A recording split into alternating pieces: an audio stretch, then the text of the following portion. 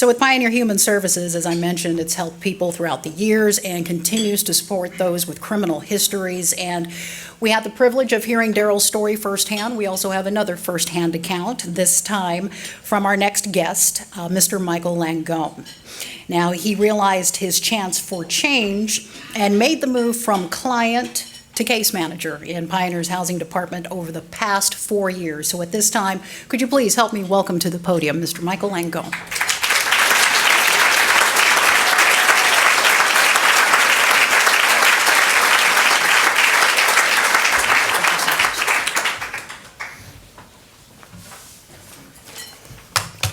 Good evening. My name is Michael Langone, and I'm an honor to be here tonight to share my personal story with you all.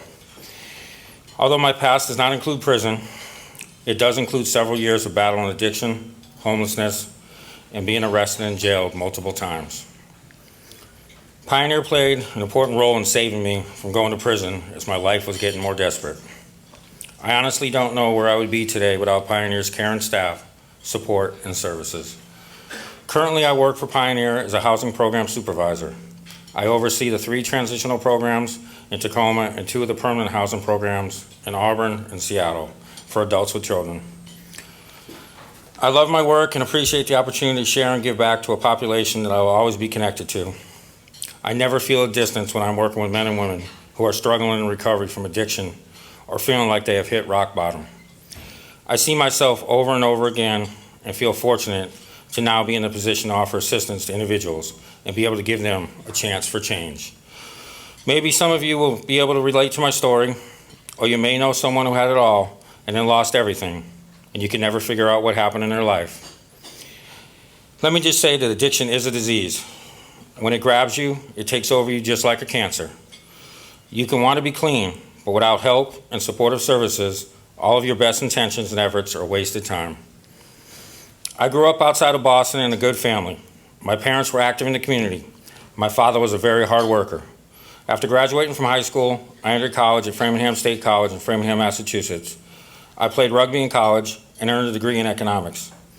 I drank in college, like the majority of the students, but none of my behavior was out of the norm. Neither of my parents had any substance use issues, so there was no warning of things to come. After college, I worked for Raytheon in Massachusetts, but it was not a job I liked, so I took a position at a landscaping company. During high school and college, I had always worked in landscaping jobs, and this sounded like a good opportunity. During this time, I also got married, and life seemed to be rolling along in a positive direction. After working really hard at a landscaping company for a few years, 6 days a week, I was promoted to general manager with good pay and benefits. I was pretty happy, but my wife was on me as she always wanted to move out west. So I started sending out resumes to see what jobs were available. It was her dream to live in California and escape the harsh winters back east. As the months rolled on, I didn't get any great offers from the West Coast, so I continued working at the job I was at. My coworkers in Boston were getting together on the weekends and partying, and people started snorting cocaine, so I tried it. It gave me energy, more self-confidence, and it seemed to be pretty harmless. But soon my weekend dabbling rolled into a little at work to keep me going, and then my recreational use snowballed into constant use. I was in denial about my addiction and was able to mask it pretty well. My wife did not know the extent of my use or the money I was starting to spend on my growing addiction. We had been married for about 8 years by now, and she was pregnant with our first child. My wife delivered a beautiful baby girl in Cambridge, Mass., and now she was very focused on finding a place on the West Coast where we could raise a family. About this time, I received a few responses to the resumes I sent out and was offered 2 jobs, one out west in Seattle and the other in Austin, Texas. We decided to pack up and head to Seattle, and off we moved. I figured a fresh start was all I needed to shake my drug use. After all, addiction wasn't part of my family story. After we moved to Seattle, I got settled into my new job, and we bought a home in Des Moines. I continued to lie to myself that my drug use was under control. But unfortunately, one day when I wanted to get high in Seattle, I was introduced to crack cocaine, which was even more addictive. My life spiraled downward, fast and hard. I started not coming home at night. Addiction was taking over my life, and drugs became more important than my daughter and my wife. My wife now could see my addiction and gave me warnings and eventually locked me out of the house. She did not want me near our baby when I was using. It was the beginning of my rock bottom in a multi-year cycle where I would fight to get clean and then get hired onto a job only to fall again into a habit of drug use, and the cycle downward would get me arrested and land me in jail again. My wife divorced me, and I only saw my daughter when I could get clean and go over to my ex-wife's home, where she was living with her new husband. It killed me to hear my daughter calling my ex-wife's husband daddy. But the fact was, I wasn't available to her or dependable. Every time I got clean, the pain and the guilt of choosing drugs over my daughter would wash over me like a wave of regret, and I would want to numb the pain all over again because I could not face it. The grip of addiction was so tight that I felt I had already lost my life and my family relationships, but I really ached to keep a connection with my daughter. We had a bond, even though my behavior was destroying it as time went on. When I thought things couldn't get lower, they did. After being released from serving one of my jail sentences, one of my friends offered me a place to crash at. It was a generous offer, but he was using meth. Soon I was using meth and ended up homeless, full of shame, and being arrested. When I was released this time, I was beyond desperate to stay clean. A guy at an NA meeting told me about Pioneers Rialto House, a clean and sober transitional housing program in Tacoma.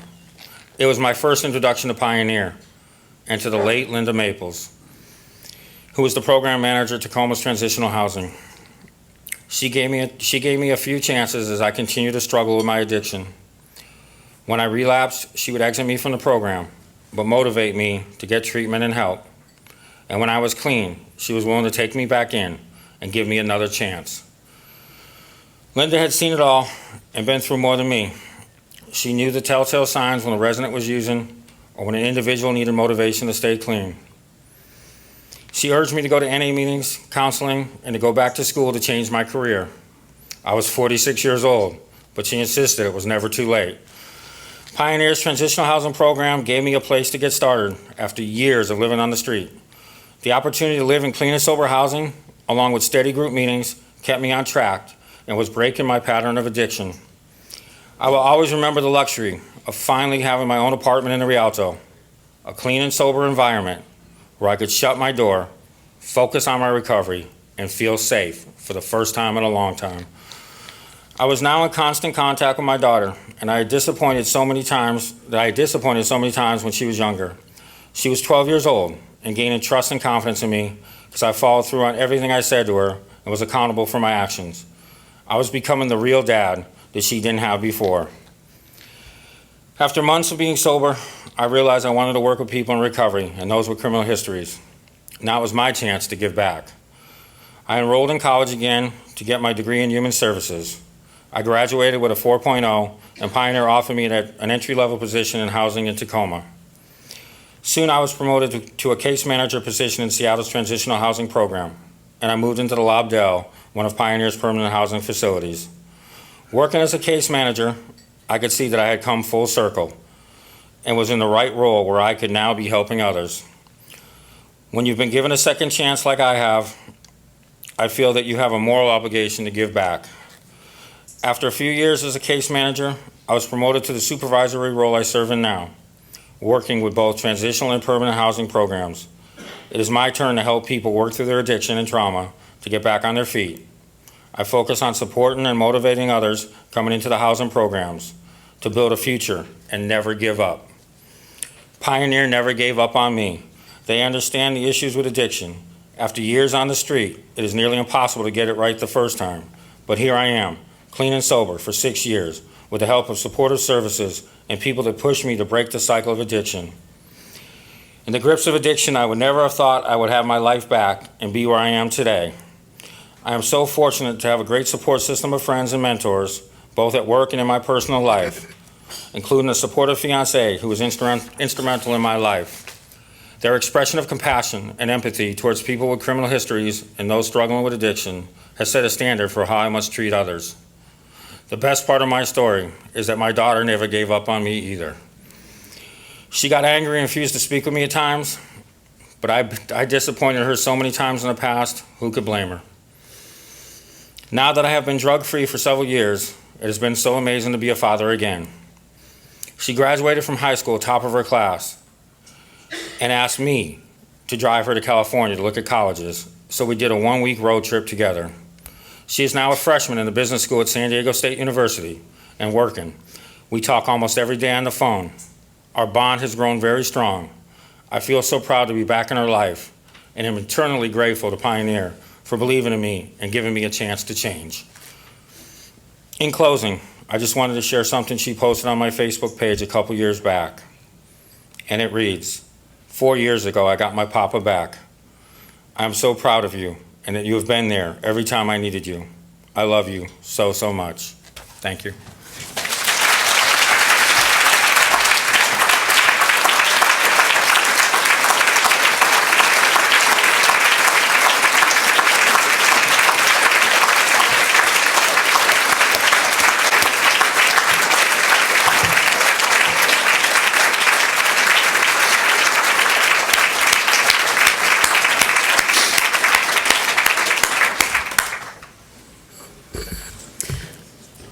Okay, somebody have a tissue?